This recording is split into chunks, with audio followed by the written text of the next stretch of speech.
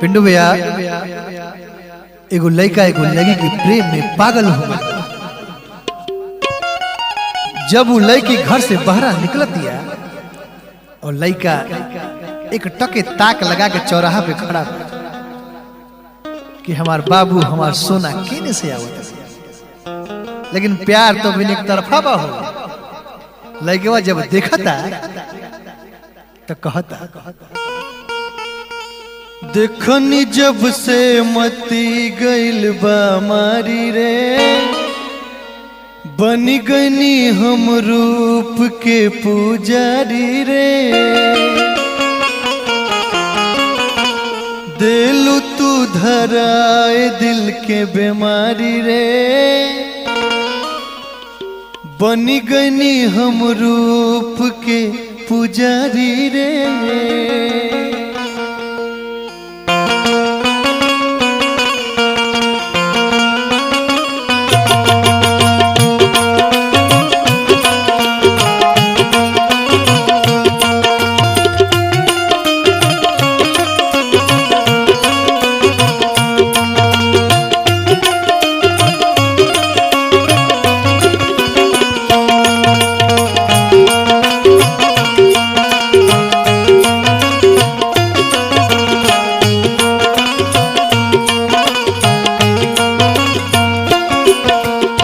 देखनी जब से मती गइल बा मारी रे, बनी गनी हम रूप के पुजारी रे।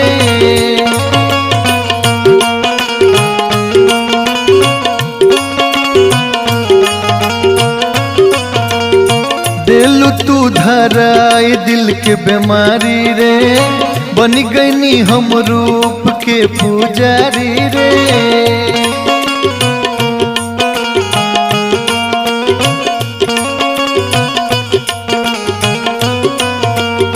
देखनी जब से मती गइल बा मारी रे, बनी गनी हम रूप के पुजारी रे। दिल तू धराए दिल के बीमारी रे, बनी गनी हम रूप के पुजारी रे।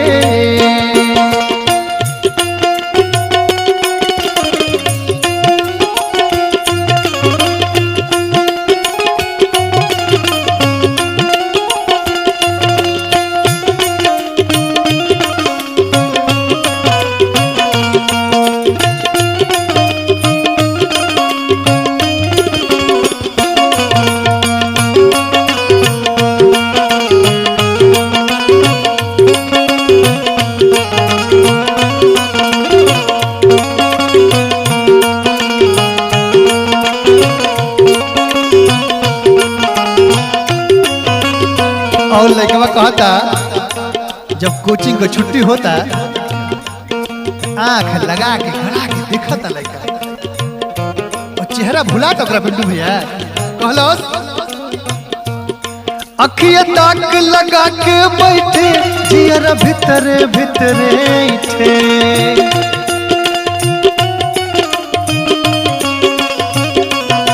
जान ले के मन पे कबगली नहीं सागर बीचे सैठे।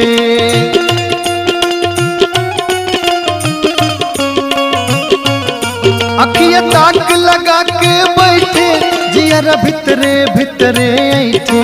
जान ले के मन पे कबगली नहीं सागर बीचे सैठे। जुल्म ढारा दिल पे पहना जब साड़ी रे, सुनो जुल्म ढारा दिल पे पहना जब साड़ी रे, बन गनी हम रूप के पुजारी रे। दिल तू धराए दिल के बीमारी रे, बन गनी हम रूप के पुजारी रे।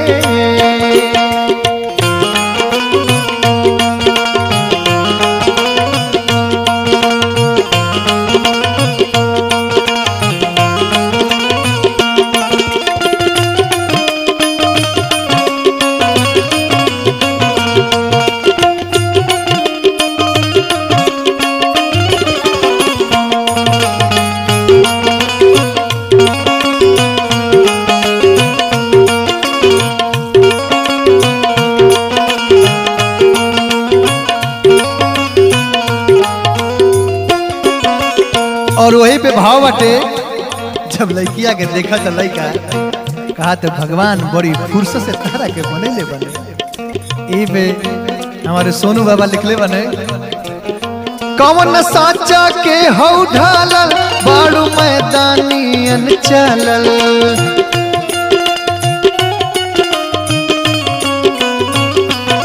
चाल चले लुहिरनी के जैसे सोनू घर से निकलल।